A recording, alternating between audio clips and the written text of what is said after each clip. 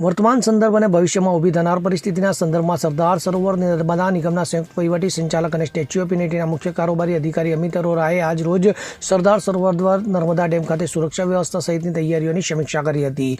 આ સમીક્ષા બેઠકમાં સ્ટેચ્યુ ઓફ યુનિટીના અધિક કલેક્ટર નારાયણ માધુ, નર્મદા ડેમના કાર્યકારી મુખ્ય ઇજનેર શુભમ ગોયલ, સ્ટેચ્યુ ઓફ યુનિટીના નાયબ પોલીસ અધિક્ષક રિયાઝ સરવૈયા, નાયબ પોલીસ અધિક્ષક એલપી ઝાલા અને ડેમના ઇજનેરો ઉપસ્થિત રહ્યા હતા. તો આ બેઠકમાં અરોરાએ ડેમની સુરક્ષા અંગે એકતાનગર SRPFના અધિકારીઓ પાસે માહિતી મેળવી હતી અને ઉપરાંત અવિરત વીજ પુરવઠો અને સંદેશા વ્યવહારના માધ્યમો કોઈપણ સંજોગોમાં કાર્યરત રહે તે અંગે ઉપયોગી માર્ગદર્શન આપી અને અન્ય વિકલ્પો પણ તૈયાર રાખવા માટે અને તકેદારીના પગલાઓ લેવા માટે સૂચના આપી હતી. ઉલ્લેખનીય છે કે સરદાર સરોવર ડેમ ગુજરાતની જીવાદોરી છે, જેથી પહેલાથી જ સમગ્ર નર્મદા યોજનાની જવાબદારી રાજ્ય અનામત ધરાવનાર એક ગ્રુપ એકતાનગર ખાતે કાર્યરત છે અને આ ગ્રુપ દ્વારા રાઉન્ડ ધી ક્લોક અને 365 દિવસ જરૂરી તકેદારી સાથે સઘન સુરક્ષા વ્યવસ્થા રાખવામાં આવી રહી છે.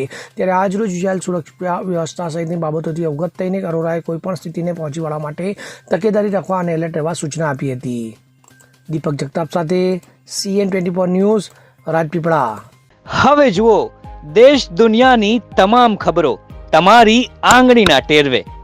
ઉઠાવો મોબાઈલ અને Google Play Store પરથી ડાઉનલોડ કરો અમારી CN24 ન્યૂઝ મોબાઈલ એપ.